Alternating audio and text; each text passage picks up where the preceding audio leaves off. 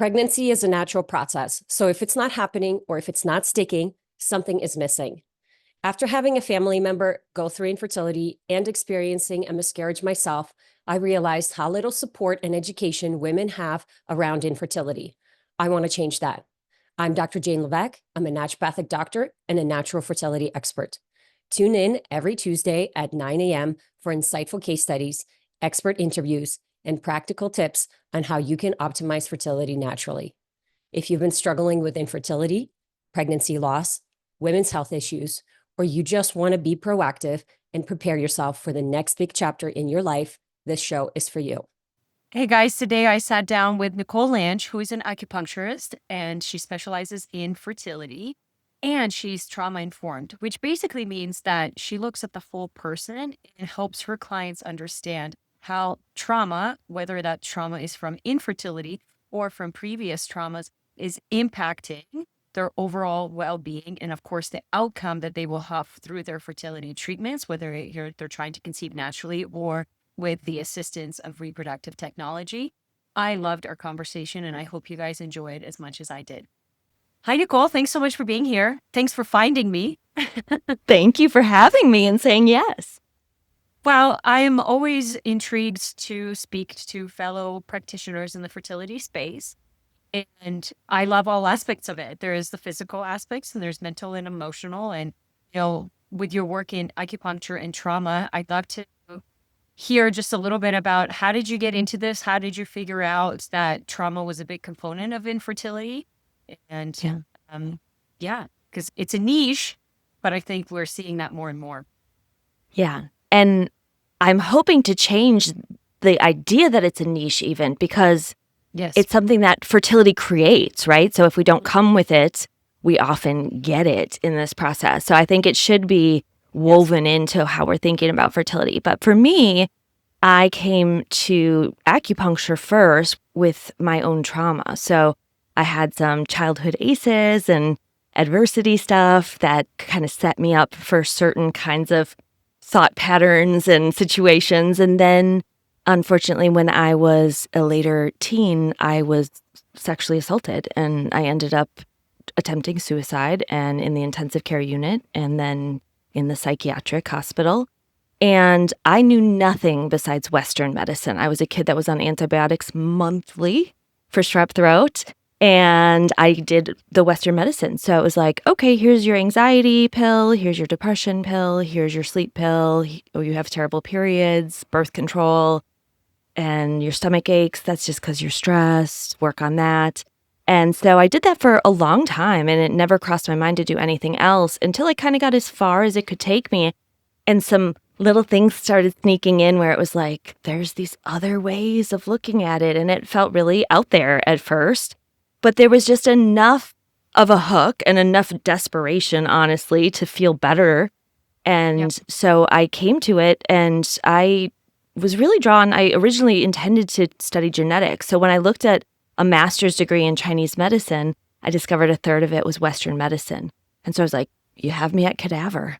So I showed up not knowing anything, not really having experienced Chinese medicine, just with a curiosity. So between my trauma and my complete lack of exposure to how Chinese medicine was typically practiced, as I started going through the program, I was like, wait a second, we're supposed to look at all the parts of the person, but not explain it to them? And I was like, that seems like we're missing something because that's what helps me the most on the patient end of it. And we're supposed to tell them what herbs to take, but not explain what their Chinese medicine patterns are and not give them real context for what we're doing and why we're doing it and how they got there for when they walk out the door. And I was like, I don't think I want to do it that way. It's funny you say that because my patients who I'm like, go to an acupuncturist, but make sure you get the pattern. Like, I want to know. Because a lot of the times they just walk in and they're like, I don't know. They just put a bunch of needles in me and they hop give me on the these table. herbs and Yep. And I was like, no, I want you to know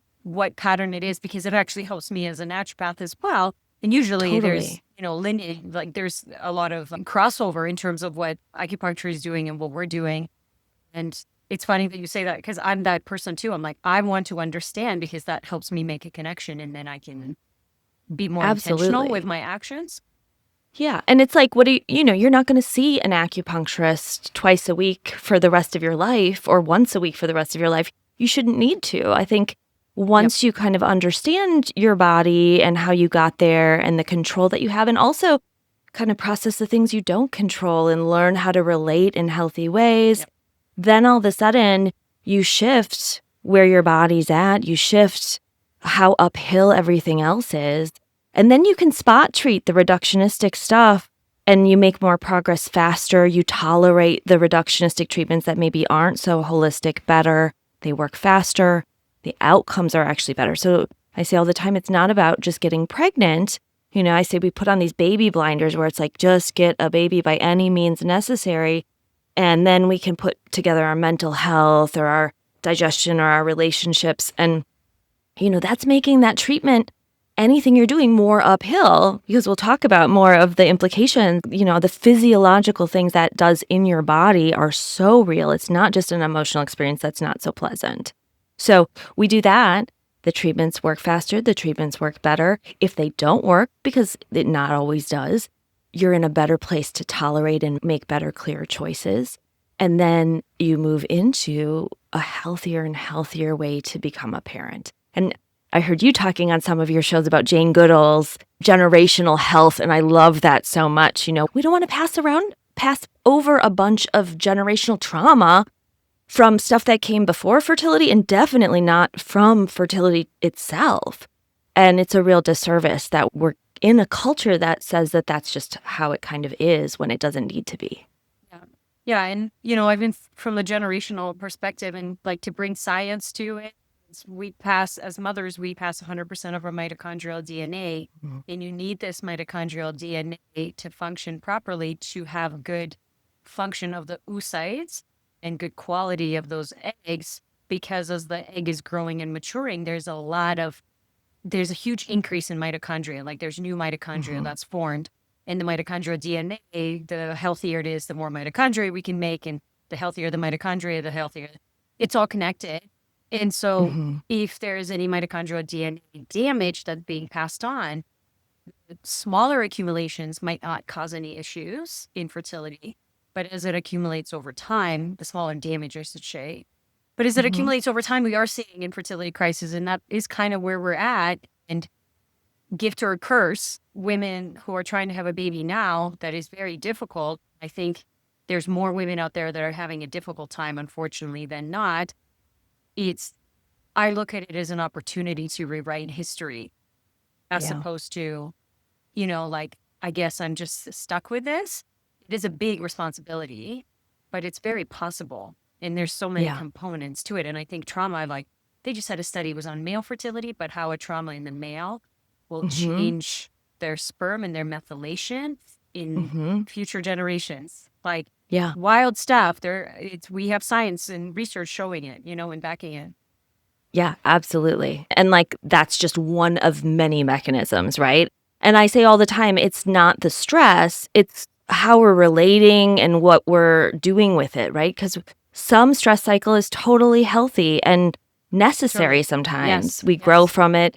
But when it's unrelenting and unprocessed and just lives in our physiology, and it shows up in our cytokines, it shows up in our mitochondria, it shows up in our stickiness of our platelets and all these things. And, if it were just that and we were chasing after it just to fix those things, I think that would be the typical path of infertility. But it's like we can actually help heal whole people and treat women like the nuanced, complex, amazing creatures that they are.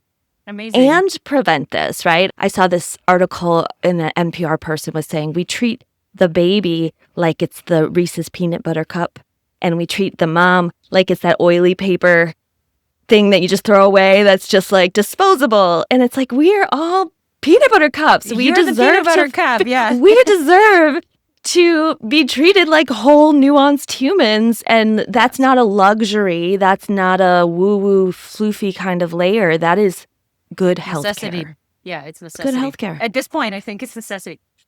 Sorry, we went into segue, but how did you get into understanding, because school, all this trauma, you didn't realize how much the connection we weren't making to help Yeah. patients understand? When did you make that connection, and how did you realize that trauma was like a really big component of healing?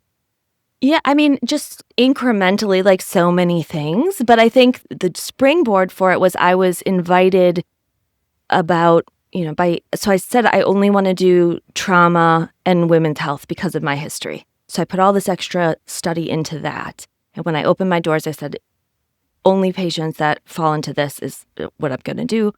And by 6 months, I had a wait list, and I was explaining patterns, and I was giving them things to do in between and all of that. And so I got asked to lead sessions in this Alice Domar mind-body fertility course that was happening in the Twin Cities.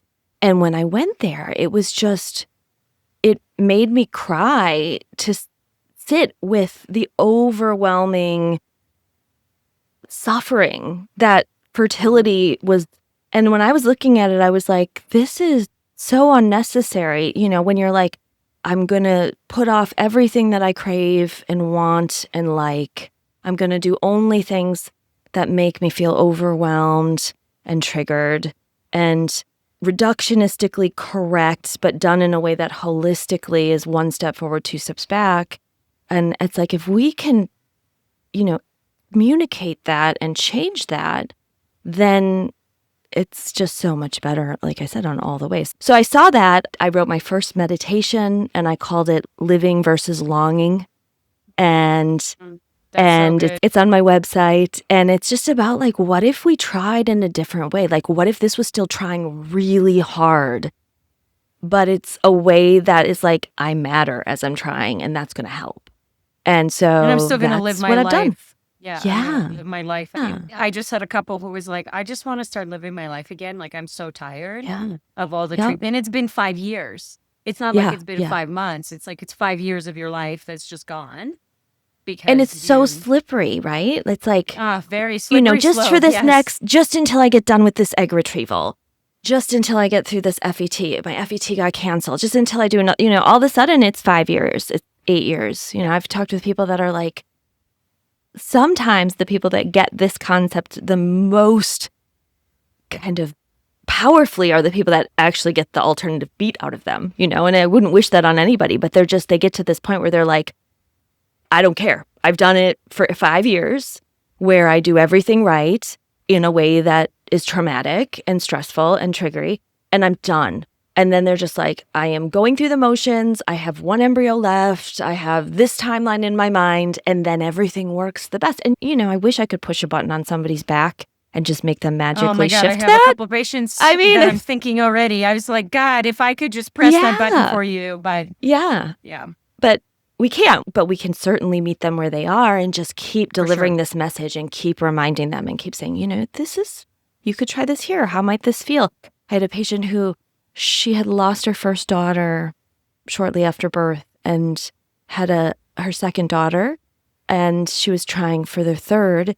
And she just said, I just have this doll that I'm waiting to give my second daughter to tell her she's going to be a big sister. And she should have already had a sister. And I just, I see this and it breaks my heart. And I was like, what would that do to give her it right now? Like, to see her with that doll. And she sent me a text of her daughter with that doll, and I just burst into tears because I thought the energy that shift represented was just amazing. And, her cycles were better, and she felt a lot better, and it just shifted something.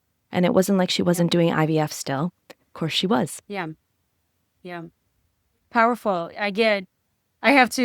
We see all sorts of things, the early losses, the late losses, the losses of you. It's like, it's so heavy. And I think sometimes we protect ourselves because we don't actually want to feel the pain, like as practitioners, but then as patients, you just get you said the baby blinders and move on, but our body just accumulates all of it. Yeah. Yeah, it lives. And the accumulation is it's heavy. Yeah. And it's Stephen Colbert, the late night host, he's got some serious childhood trauma. And I love when he talks about grief and trauma. And he talks about it like it's a tiger that's walked next to him his whole life. And it's like, it's big and it's dangerous and it can pounce, that grief and that trauma. And yet it's been walking next to him his whole life, and he knows it, and it's a part of his entire experience. And so I don't believe things happen for a reason, but I believe we have a choice with what we do, and we can get swept away in this sort of typical path in baby blinders, or we can be like, no, not cool. Let's not do that anymore. For sure. I love one of the questions that I'm kind of most intrigued about is the patterns that you are observing in terms of the type of trauma and then specific to fertility struggles. Yeah. So are you seeing specific traumas that are associated with PCOS or endometriosis or, ovarian function? Yeah. I don't think about it as like a specific trauma equals a specific diagnosis. I think about specific trauma being a specific way to work with any diagnosis, right? So when a person has, say, childhood adverse experiences, so something that's been in their nervous system, that's been conditioned, right? And they're going to be, I'm not going to count on anybody else to help me out. I'm going to do everything myself. I'm going to do it faster. I'm going to do it harder. I'm going to do it better. And so that lives in their nervous system. And so when they approach infertility, that's going to come along with them. And so this is neural pathways that are just reinforced to like, what else can I add? What else can I go harder on? How else can I get black and white here? And the idea of pruning. Or I have to do it on my own. I have to do it on my own. I'm going to read every book. I'm going to be on every forum. I'm going to, and it's threatening, right? It was really, really amazing that their nervous system could do this to protect them when they needed it. But in infertility and fertility struggles, it doesn't serve them at all, because it's like, even though it's so familiar, it doesn't feel threatening. To the body, it absolutely is. I say it's like you trained your nervous system. If your nervous system is a horse, it's like you trained your horse from childhood that every morning it wakes up and you go up a mountain. And it's like, that mountain so well. Every once in a while, the little hoofs might slip down the side of the mountain and the rubble might slide down and you might have a meltdown and be like, I can't. But the next morning you wake up and it's like, this is what I do. And so for, regardless of if it's PCOS or endo, or this would tend to feed into more qi stagnation and blood stasis patterns in Chinese medicine, right? But it can also overlap with lots of other deficiencies and other patterns.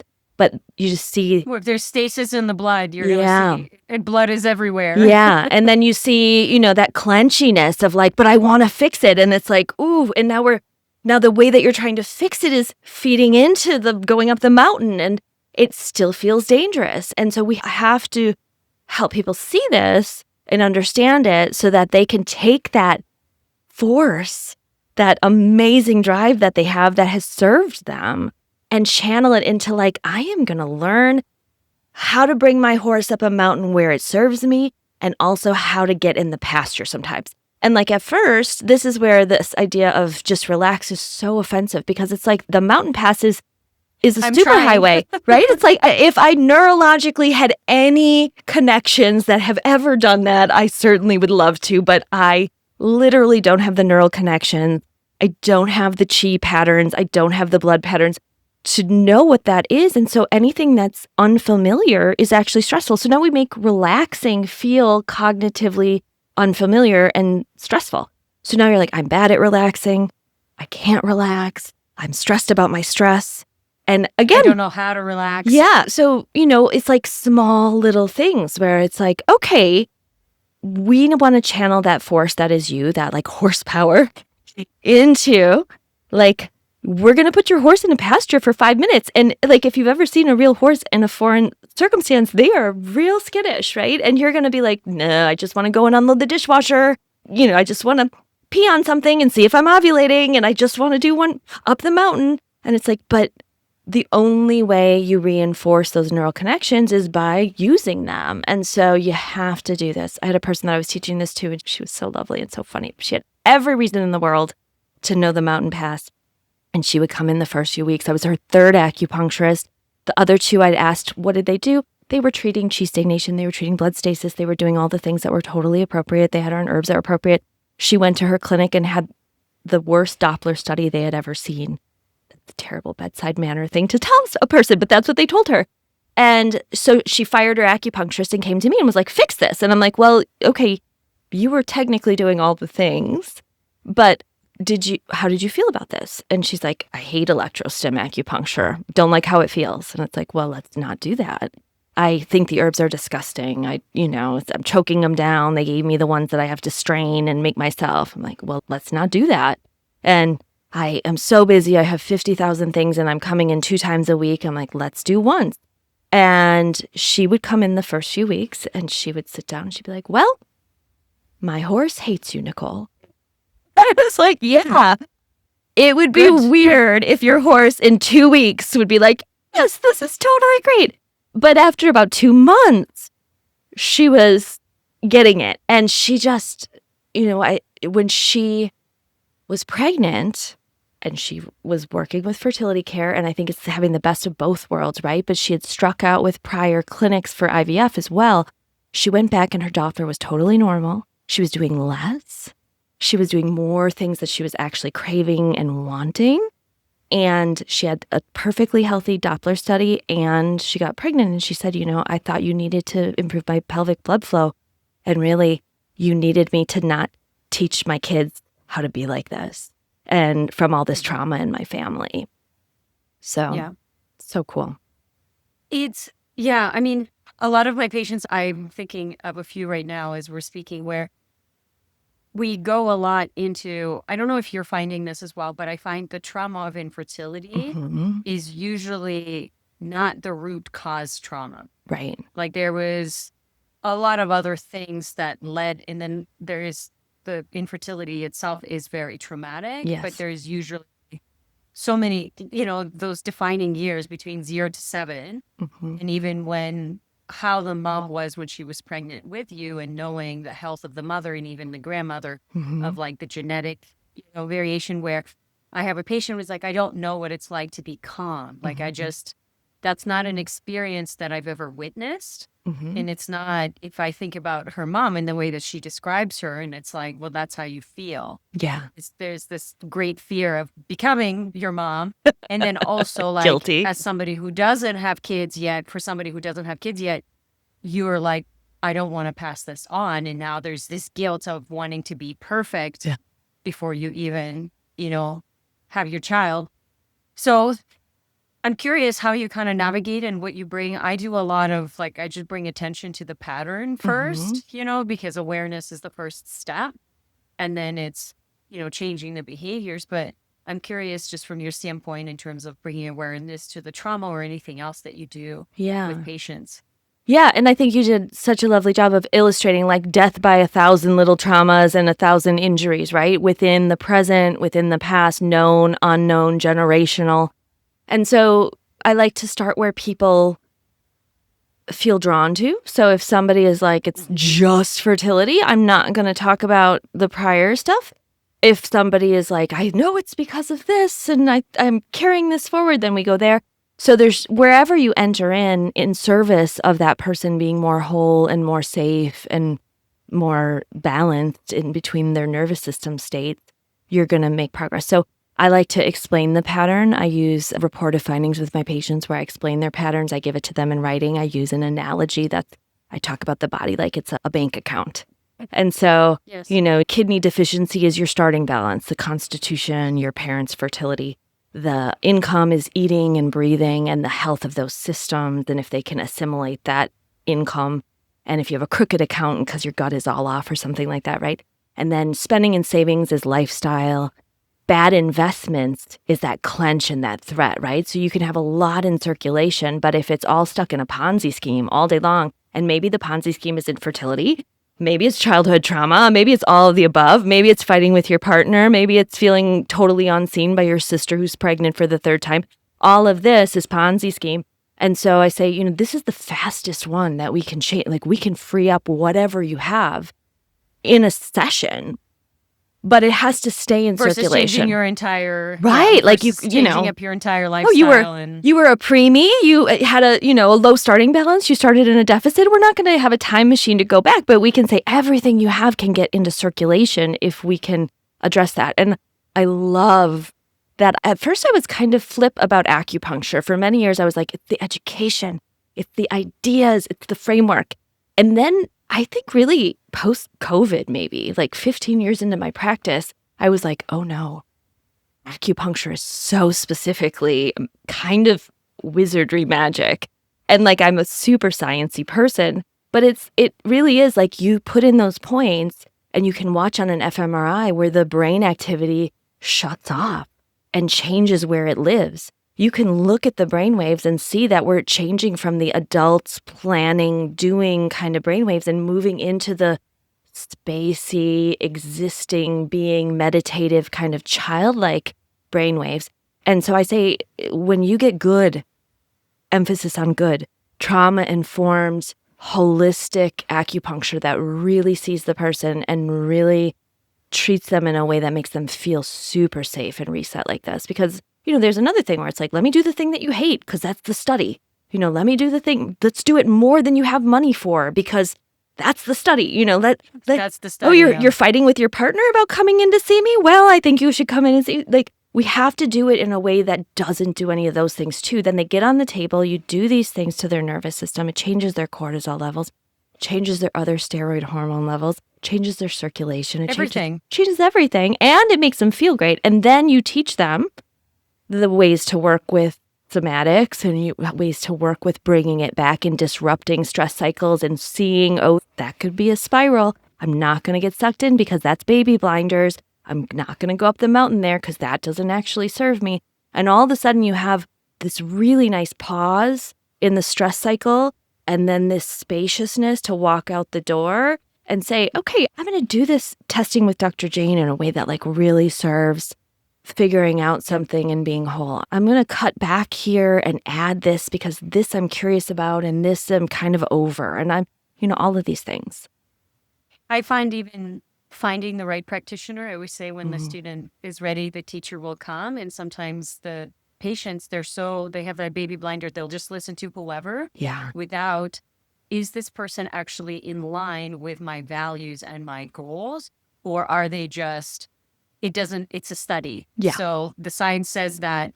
And I'm like, don't forget that the science is studying the body. And so the body is always ahead of science. Always. Because it's the science is trying to understand trying to figure what the it out. body is doing. Yeah. And one of my mentors who I respect so dearly, and she's like working on her second PhD, 30 years in practice, fantastic fertility specialist.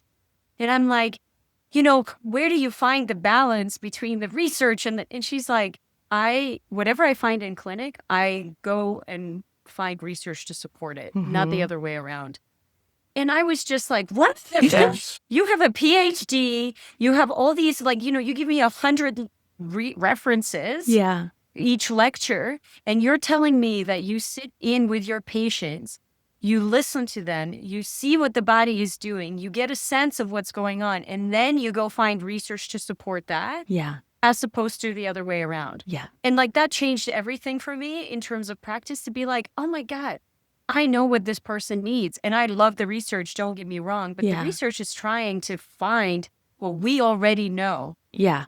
Yeah. If we are listening. If we listen, instead of like, well, this is the protocol. And there's a curiosity. If you're in tune, if you're clear. Yeah, there's a curiosity in that style. There's sort of collaboration where it's like, you have to trust me and let me in to tell me what's really going on so that I can meet you there and hold that and talk about it and think about the ways that we do that. I love that. It's just in service to wholeness. I think what allows us, and this kind of, as painful and as terrible as, some of the things that happen to us is I imagine that your patients are able to open up to you because you are able to hold the space for them. And you also can sense when someone is carrying trauma because you know what it feels like to carry that trauma. And you also know what it's like not to have it anymore, or at least not to see the tiger, but not have it impact. Yeah. It's not snarling in my face on a daily basis anymore. Yeah.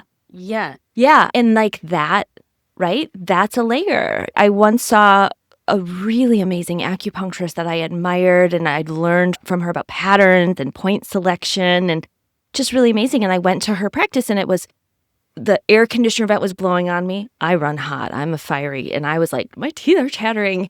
And the CD started skipping in the room. And I thought, is this a test? Am I supposed to take out my own needles? And I was there for 45 minutes, and the fluorescent light started flickering. And I was like, I know she's brilliant, but like even the treatment room the way you communicate with people leading up to the treatment, the way you The explain. fluorescent light. I was like, what are you talking about? In an acupuncture office? That's terrible. Yeah. And like, I know I go to transfers all the time, right? So I'm bringing in my work into fertility clinics. They're not set up to be like my clinic. My clinic is lots of layers and very lovely, and it's in a historic building. So I go in and it's like, okay, I have this tiny little lactation room. But I asked if I could install some shelves, and I put a little dimmable light on the wall, and I bring fake, candles that are LED rechargeable, and I play music and I play meditations, and I bring an eye pillow, and I put aromatherapy in the room if I'm not in the actual transfer room, and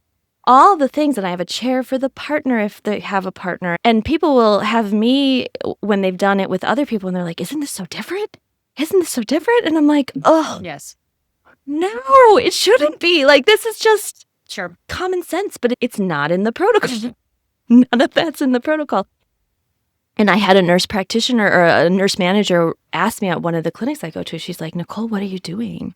I was like, am I doing something wrong? What did I do? Like, what do you mean by that? And she's like, well, we track every single acupuncturist that comes here. We track how your patients do, like if you get pregnant, if they stay pregnant. And yours is significantly higher than everybody else's. And I was like, ugh. It's because I don't do a protocol. I treat the person. I don't do more. I don't do less. I listen to them like your mentor and like you're talking about. If they tell me they hate a point in their forehead, I'm not going to do a point in their forehead. And it's about to come you. Exactly. You know the point. Yeah. You'll like it. I know the point. Yeah. Yeah. I don't mind it, but I just love think it. Like it's funny. Yeah, I love it, but it's true. Yeah. Like if you don't like it, but sometimes as practitioners, I think it's hard for us to recognize when it's our stuff, and you just see, because I think it's coming from a good place. Of You want to course. help the people. Of course. One of my lessons has been all of my patients are reflections. So if I'm getting triggered by a patient, that means I have something to work through, not this patient in front of me. Yeah. And I was at a muscle testing course. And again, another one of my mentors, I remember someone stood up and was like, well, how do you deal with the mom that's getting in your face about the child when you know exactly what you need to do for the child, but the mom doesn't agree? Oh. And he looks at her and he goes, well, I don't get triggered by that, but do you? And the woman just was like she was stumped. Yeah. And I'm like, oh my God, it's her. It's not the child or the mom. It's her. She's getting triggered by the fact that the mom is getting in the way of the treatment, but it doesn't matter. Yeah. The mom is the mom and the child is the child. And your job is to reflect and to be present for them and help them solve a conflict so you get help, instead of putting your blinders on and saying, this is the protocol, this is what works, this is what I'm going to do. Yeah. And it's like, but you can't do that because there's not single one person, even twins are not this. Exactly. And Yeah. so we have to be able to be present. And that was a really big lesson. It's like, if I'm getting triggered because this patient needs this point, it's like, well, do they need this point? Yeah. Or you like that point? Because those are what you like versus what the patient needs could be completely different. Absolutely. Yeah, that makes me think of two things. One is also like the sort of practitioner-centeredness of, Yes. I know better than this mom. It's like everything that you're saying, and you never are going to help that kiddo if you can't have a relationship and respect and see that mom's wisdom. And it might be totally disaligned with your training, but you have to enter into that place with them before you can.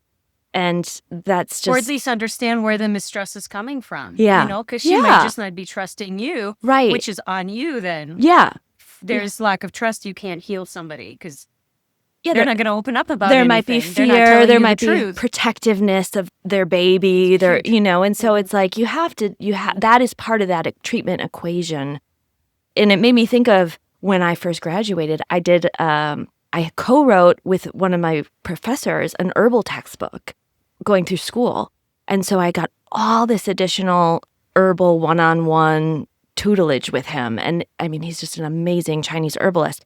And I had a raw pharmacy with all these jars of all these Chinese herbs, and you'd open them and you'd smell them. And I started treating patients, and I'm like, oh, I can customize it, and I'm going to give you, if you're not going to boil them, then at least I can give you the powders that you stir up and customize it all. And I would do these formulas and do you need a refill?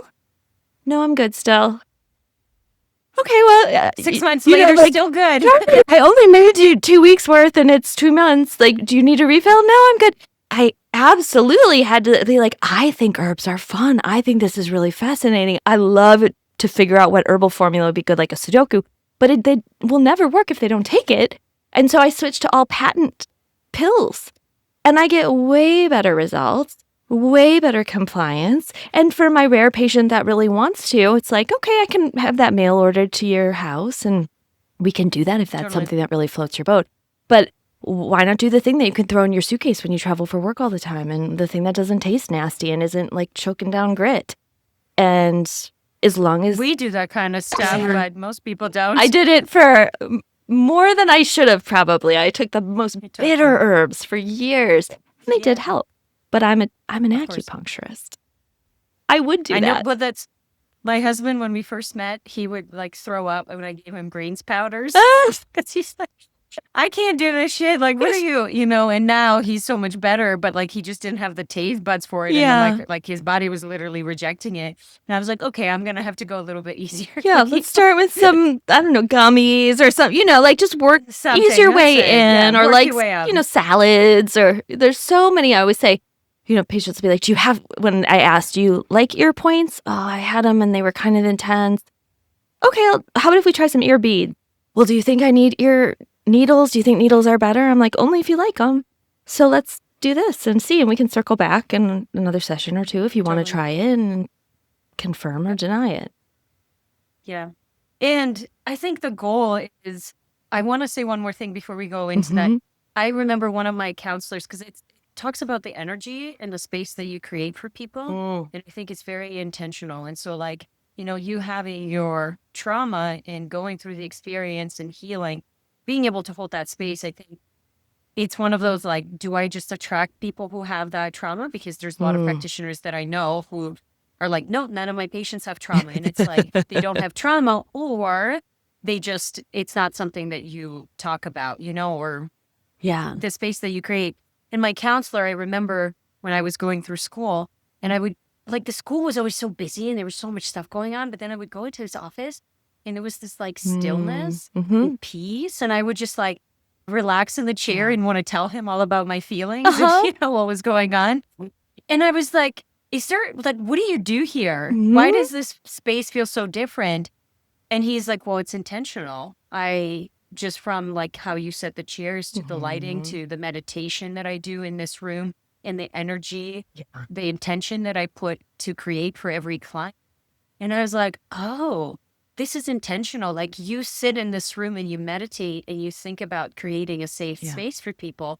And when I walk through the door, literally busy hustle bustle to walk through a door and go, that's your energy. Like it was such a big, what? It didn't just happen? You didn't just get the right corner of feng shui in the office? Yes, but that's what you were talking about for creating this space. And I think it's a really big gift. And I also think it's a skill that can be taught. Absolutely. And, as practitioners, like that's what I've hired some practitioners where I'm like, how do I create space for my patients? It's probably the hardest thing is to make it tangible, Well, and I don't know about your schooling, but my teachers were amazing, mostly from China. And partly it's more of the culture. There's Taoism, there's Eastern philosophy. There's all these things that are kind of woven in. So you don't necessarily go to your acupuncturist and need to learn about yin-yang theory if you're steeped in a culture that has Taoism. But then it's not part of that education. It's not a part of a traditional acupuncture education to talk about like a philosophical, like Western medicine is very black and white, right? It's right, it's wrong, it's good, it's bad, it's yes or no. And like yin-yang. You have the diagnosis or you don't. Yeah. Yin-yang theory is like, oh, it's nebulous. It turns from one to the next. It kind of can be this when you're in this headspace and this when you're in this other headspace. They both can be true, not at the same time, but in the same brain, in the same heart at different times. And so like the idea is that you can be really grateful for all the ways that you're learning and strengthening and connecting and being intentional in infertility. And you can hate infertility and just want to be done with it and just want to scream into your pillow. And you can think your partner is an amazing partner that you absolutely want to have a baby with. And it's totally inequitable. And like the burden of treatment falls on the person with the ovaries in such an unequal way. And culturally, it's just like cooked in. So even that, like that's a yin yang theory kind of thing, a philosophical, very like Eastern thing. And so when we don't learn that in school, and we don't learn that when we're sitting with patients, when we don't learn that about when our patients are telling us things and we don't have that framework ourselves, then it's like, well, that sounds bad, or, oh, that sounds like you're doing well. And it's like, no, everybody is both. I guarantee you, everybody is both. It's just the moment. Sure. Yeah. I do think this is where the life experiences come in. And I'm always grateful for my naturopath. And like my counselor was a really big component of why I practice the way that I practice. And the naturopath that asked me, hey, what are your patterns? Like in life, where are you frustrated? Not like he asked me all the digestion, he asked questions. He knew my picture, but then it's like, where are you stuck? And I had an answer for him within seconds because I knew, and like nobody has ever asked me that, and at that time it was relationships for me and not being able to attract the right partner. Yeah. And I was so frustrated with that it was like, okay, let's go there. Yeah. And then, sure enough, there was lots to unpack of why I wasn't able to attract what energy I was putting out. But it's when I addressed that, it's like my IBS went away in, I don't even remember. Like it was weeks and it was just gone. Yeah. Versus years of struggling and doing any candida diets and all this stuff. And don't get me wrong, like you need the diet and all of that. Yes. But when somebody acknowledges you and sees you and your trauma and what you're holding, it's like, wow, I'm a different person. Somebody help me go into the pasture and I feel safe and my gut works a lot better when I'm safe. Weird. I'm regulated. Yeah. And again, it's not that it, has to be easy. It's just how you're relating to it. I think the biggest thing is just, it's not that the stress of infertility is harmful or the ways that trauma lives in our body ongoing is bad or hurting us. It's just, what are we doing with it? Are we ignoring it? Are we making it worse? Are we saying, oh, that's a different doctor for a different day? Or are we witnessing it and entering in and thinking of it as part of this? And of course. And living through it, working with it. Yeah. This might be like a really simple question, but I think like I had that question a lot. And I know a lot of my patients around like acupuncture and helping understand it more in a tangible way. But like, how do you know that your liver is stagnated by touching a point on my foot? Or by, do you know what I mean? Yeah. Like, how do you explain that to people where, okay, I see that your kidney essence is low, or would you do this? This is where a lot of my patients like, I don't know how it's working, but I think it's working. Yeah. Where the more deeper understanding you have of like, these are the channels. And then, like having cold feet is really bad for women. You can't have cold feet. You need that's uterus and bladder and, kidneys. Yeah. And it's, I have patients who are like, I never thought about that. But now my painful period stopped because I have slippers that I wear. It warmed up my uterus. So cute. Yeah. So how does that work? Yeah, great question. And that, I don't think that, I have a simple answer, but I think it's really profound, like the way that this medicine and holistic experiential medicine came to be works. So the way that I explain it to my patients, and I love analogies, and again, because I was not steeped in, it's like, it's because your chi, it's because my chi feels your chi. That's not my way, right? There's plenty of people, and all I know is that I don't know, right? But that's not me. The way that I think about it is, if you had never been in a modern building and somebody locked you in a modern building, you would find a light switch and you would figure out that it moves, and then it would turn on a light, and you would have no comprehension of what is happening between those two things. You wouldn't need to. You would just say, okay, this does that. And that's really obvious. And there are sometimes treatments that are like that. But more often, it's like a thermostat. And a thermostat is like, I don't know, that doesn't seem like, it doesn't make a noise. It doesn't do anything. There's nothing obvious, right? But if you really observe, you're like, oh, there's a whoosh over there. and it's warm. Mess with it again. Little delay. There's a whoosh over there. Oh, but it's cold. So, you'd have to sit with that and observe for longer. But eventually, again, with zero comprehension of the ducts and the pilot light and the blower motor. Thankful for my brother and his training in HVAC for this. Thanks, Matt. We don't need to know. We just need to know. And so then what we do is Chinese medicine is a lot of memorizing and learning patterns. And so, when a person has kidney yin deficiency, is the water element. It's a pattern that classically looks like older woman. So it's yin is the coolant and the moisture. So you see dryness, you see lack of nourishment, you see frailty, you see things getting brittle, you see things atrophying, you see things. That's a pretty extreme pattern. And I think it's a big fertility pattern in Chinese medicine, but I don't see it that often in American patients unless they're very close to menopause or have diminished ovarian reserve. But when I see all those things, it's like, oh, and then you look and their AMH is, 0.03 and they haven't ovulated since December and they, were blindsided by a diminished ovarian reserve. And it's like, you kind of could have seen that from a Chinese medicine perspective already. And so then I have memorized the thermostats that go with kidney yin deficiency. And so then it's like, these are the points. We're going to do these ankle points. We're going to do these wrist points. We're always going to do the trauma-informed stuff with me because that's a part of this experience. So we're going to do some vagus stimulation. We're going to do some centering, some grounding. And that treatment together treats that pattern. And when you pick the right thermostats, you don't have to understand like, oh, that's the afferent bundle of the tibial nerve that travels to the pelvic floor. That's really good for ovarian blood flow. It's like, okay, now we can look at some of the duct work behind the scenes with the science, which I love. But we didn't need that to know to do that treatment, which is really cool. Is that helpful? Yeah. So there is science behind each point, is what you're Well, saying. I think so. I mean, that's a Western lens, right? So Yeah. I once was at a conference and this Western orthopedist, he was a Western doctor, he studied Chinese medicine and he went to study in China and he was feeling himself and he was like, isn't it interesting how, they put all these really major points by all the big nerve bundles and that it's doing this and this, and he throws out all these, technical terms for what's happening in the nervous system.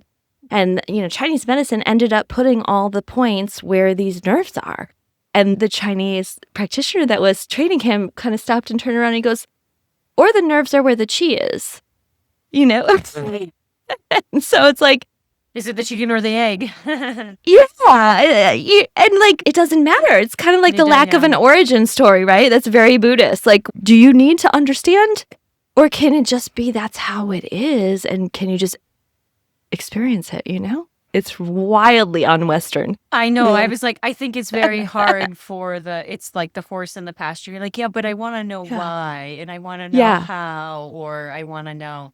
And being able to let go and step into it, like it's probably the hardest thing now, especially with like AI coming in and so much data and so much information coming at us and very technical then wanting to know exactly how things work and why.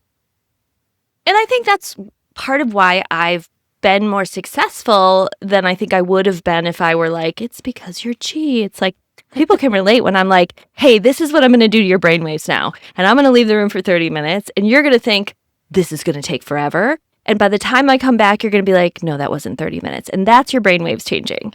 And then that happens. And they're like, oh my gosh, she can totally change my brainwaves. Right. So I don't mind the AI of it. And I don't mind people who want to know because it's so fun to look at it. And it's like, maybe that's not the end all be all. There's probably 15 other angles that things are working. And placebo, don't even get me started. We could have a whole nother podcast on the science and the physiological changes just from good placebo. It's like, that's part of good medicine. So like things like rituals, things like being intentional in medicine make the outcomes better. So I think intention is so this. underrated, to be honest. Yeah. And I try to teach my patients about that from the get-go because they just like take supplements and they do stuff. And I'm like, when you sit in the sauna, I need you to visualize toxins leaving your body. Every time you poop, every time you pee, every time you cry, like you are getting rid of stuff. With your menstrual cycle, you are getting rid of stuff. And, when I show them the test and it's like, this is all the stuff you have to get rid of. Because I can see whether Here's some it's data. the yeast or the candida, yeast overgrowth, bacterial, parasites, even heavy metals, whatever, right? You are getting rid of the stuff, and I want you to be intentional. Now, every time you take a supplement, this one is to replace the bone that has been made out of the heavy metal for so many years. And that's why it's leaching out. So now you're rebuilding stronger bones. You're also rebuilding stronger microbiome, or you're rebuilding stronger muscles, or whatever it is that I'm working with them. Just like be intentional with the things that you're taking versus like, I just take a handful of things and I have no idea why. Somebody told me they're for fertility. Yes, but like, what do you notice? And, the wish that I've had is we have lots of time in the fertility space, which we don't. Because it's like, well, let's introduce one thing at a time and let's see how you feel. Because then you can create that really deep relationship with it. That's what we tend to do because we have the time, we experiment, we, take gross herbs so that our patients don't have to and find the different, like, is this really worth it? Yeah. Probably not. They can take, I can't get people to do this, but I can get them to do this. It would be great. We don't, but to be able to make that connection and say, okay, every time I eat good food, I'm rebuilding my cells. Like that is what I'm doing. Every time I sleep or every time I hum or whatever, I'm resetting my nervous system. If you don't have that intention, I think intention is like presence. So if you have that presence in the moment, it's huge. Yeah. And I love, like I say, that's my definition of mindfulness, right? It's just engaging in the moment. It's not sitting on a cushion oming. It can be, but it can be just, mixing your smoothie without just, in high alert, up the mountain. I have to do this because I have to do this. And then I have this in my day is this versus, I was just telling my husband, we had lunch outside today. And I said, I have this picture of this page of this book that I save and I come across it every once in a while on my computer, on my desktop. And it's the story of this woman who is at a meditation. Karen Mason Miller is her name. And she tells the story about how she got asked to ring the bell at every 30 minutes for people to come and go in the meditation center. And then her teacher asked her if she would do another task during this retreat. And she's like, I'm already doing the bell. And the teacher's like, you have a real work ethic problem. And she's like, no, but I work harder than any, I'm up a mountain all day, every day, right? And the teacher's like, no, you make everything work. You make everything mountain. When it could be pasture, you could be. So I was telling my husband as we were eating, I'm like, I read you make everything work. And my mantra for the last week has been like, make everything a delight. Like, what if we just made a smoothie and tried to like intentionally make it a delight? Like, oh, these are these nutrients. This is explained to me by this person who's invested in explaining things and caring for me. This is made by a company that does these ethical things. And all of a sudden it's just like, and I'm going to sit on my back with my dog and drink my smoothie for, maybe just 2 minutes before I have to run. But I'm going to look at the leaves on the tree blowing and think about, something I try to trick people bigger. into that all the time. Because I'm like, we're going to start this 10-week detox. You're going to follow. And then as they go along, I was like, how about what do you enjoy? And then they're like, but I have to follow the plan. And I was like, but now that we can listen to your gut because we've gotten rid of a bunch of infections and like you no longer crave sugar every second of every day. What do you actually feel like doing? And then we can start listening and leaning into our intuition. But because that's how I feel, and then it's, hey, what do you like doing? I'm like, you can tell me not to do my sauna. I freaking love my sauna or my castor oil pack, And so at first I find it's like, yes, you have to start doing the things, but with the intention of what am I going to really like? What am I going to learn about myself? And then what can I take away to do? Because this is how I take care of myself. And that could be... And what ends up feeling like mountain, what ends up feeling like pasture. Like a castor oil can be... a mountain and can be a sauna can be... Yes. And supplements can be... so there's infinite ways to do this. So if you pick the one that's stress cycles and trauma and triggery, it's like, we don't need to. Yep. It's just not unnecessary. Yeah. Nicole, in all your infinite wisdom, what would you tell our, patients and listeners who are struggling with infertility and they're resonating to how to help them get out of the cycle? Yeah. I mean, first, just know that every single intense feeling and reaction is appropriate based on the conditions, right? And whether the conditions are a less than ideal microbiome or acute grief or past trauma that's been living in your nervous system. These are all there for a reason. And the only way that we change those things is by changing conditions. And so if we pick small cumulative things, condition by condition, and we really have the context to understand that it is working on our fertility. It's not this, well, I'm putting some of my energy into self-care, but I'm also doing IVF. It's part of IVF. It's part of rebuilding your gut microbiome. It's part of whatever you're working on. And it's a part that actually feels good. Then you start to have immediate choices right away. And I have so much information on different ways, and you listed a bunch and you give examples. And so just start checking in and thinking about what actually makes you feel safer, what actually makes you feel regulated, what actually makes you feel abundant, and add more of that. And if you're doing something that you thought might feel like that and it just doesn't show up, don't feel bad pruning it. Try something else. Like, this is about curiosity and Trial your and own error. unique path. Yeah, Mm-hmm. for sure. Mm-hmm. Yeah. Where can people find you? Where can they learn more from you? Are you still taking patients? I generally have a wait list, but I get people started on standby so they can take more short-term visits while they're waiting to get access to my full schedule. So anyone can reach out to me at any time. I do a lot of online education because I was tired of being the bottleneck. I was trying to teach other acupuncturists. Great. That felt very slow going. I do have classes for other acupuncturists, but I just decided to go directly to patients. So if you go to my website, Life Healing Life, and that's as opposed to Doctor Fixing Patients, Life Healing Life, then you can go to online education. I have tons of fertility freebies. I have an IVF course. I have a 7-day mini course for resetting your nervous system, and I have a 90-day foundation all the way up to the greater world, going through the nuts and bolts along the way. So I've got something for basically everyone. Yeah. And I love doing it. So, and I love getting to talk about it. So thank you again for this invitation. Thank you. It's a really great conversation. And, I'm always putting vibes to pull people in and have good conversations. So it's always great when it works. Yeah, it's really great. So I appreciate your wisdom and your vulnerability and just the wisdom that you shared with us. So thank you so much. Thank you.